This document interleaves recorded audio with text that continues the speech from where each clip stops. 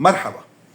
موضوع الأمريكي حسب الصحافة الأمريكية، الضربة الأمريكية لإيران إن تمت وإن لم تتم، إذا تمت وانعكاسات ذلك على الوضع في سوريا في تركيا وأيضا الوضع النفطي العربي، وإذا لم تتم انعكاسات هذا الأمر على المنطقة ككل، ويهمنا في الدرجة الأولى سوريا.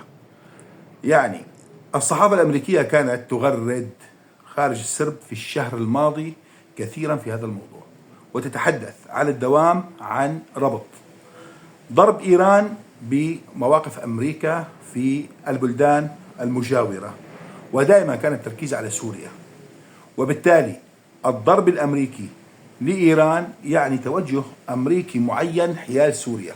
عدم ضرب إيران والتراجع عن هذا الموقف يعني ربما تراجع أمريكي عن الكثير من الأمور التي رسمتها أمريكا في سوريا. بالتالي الموقف الأمريكي في سوريا كان مؤقتا، وهذا كلام للصحف الأمريكية وليس لي شخصيا. موضوع شمال شرقي سوريا، موضوع الجنوب وارتباطه بإسرائيل على وجه التحديد، كان مرتبطا بضربة أمريكية مركزة لإيران قيل بأنها قاصمة فتاكة قاتلة تنهي المشروع الإيراني، ليس النووي فقط، حتى الصاروخي، وربما إسقاط النظام. طيب، المفاوضات الأمريكية الإيرانية في سلطنة عمان، والصحف الأمريكية هي من يتحدث أيضا أمس واليوم، توصلت إلى نهايات أو شبه نهايات أو ما يقترب من النهايات حول أن أمريكا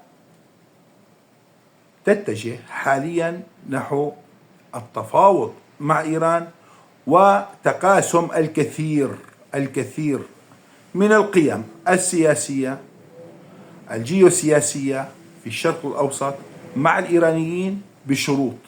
هذه الشروط طبعا لم يتم التوصل إليها حتى الآن، وخاصة الملف الصاروخي الذي امتنعت إيران أو رفضت إيران الدخول به في مسقط. ولكن التصريحات الأمريكية والإيرانية مشجعة للطرفين حتى الآن عن نجاح المفاوضات، وأن كل طرف يتحدث بوارد معين. أمريكا تتحدث عن أن الملف النووي بات خاضعا للمفاوضات، وإيران تتحدث عن أن المفاوضات مستمرة، وبالتالي كسب لمزيد من الوقت مثلا والبعد عن الحديث بالموضوع الصاروخي. ما يهم في سوريا الآن أكثر من أي وقت مضى هو الرؤية الأمريكية. هل بالفعل كانت أمريكا مع الحكومة في دمشق بكل شيء؟ هل تريد تسليم شمال شرق سوريا بالكامل للحكومة والسلطة في دمشق؟ هل بالفعل موضوع الجنوب سيحل كما تشتهي السلطة على غرار ما حصل في شمال شرقي سوريا؟ هل بالفعل أمريكا تضحي بعلاقات مع العراق الذي أسست له السلطة منذ عام 2003 وحتى اليوم من أجل السلطة في دمشق؟ أم أن كل هذا كان مؤقتا وكان إجراء تكتيكيا ينتظر نتائج القصة الأمريكية الإيرانية؟ يعني ألم تكن أمريكا، وهذا كلام الصحف الأمريكية، أركز، راجعوا الصحف الأمريكية قبل أن تتداولوا هذا الفيديو أو أفكار هذا الفيديو. يعني ألم تكن أمريكا بحاجة للسلطة في دمشق فيما لو اندلعت الحرب الإيرانية؟ ألم تكن تحتاج السلطة في دمشق للوقوف بوجه الحشد الشعبي في العراق؟ ألم تكن بحاجة للسلطة بدمشق للوقوف بوجه المقاومة بجنوب لبنان في حال اندلاع الحرب الأمريكية الإيرانية؟ هذه أسئلة تعود لنيويورك تايمز، تعود للصحف الأمريكية وحتى البريطانية في الأسبوعين الماضيين.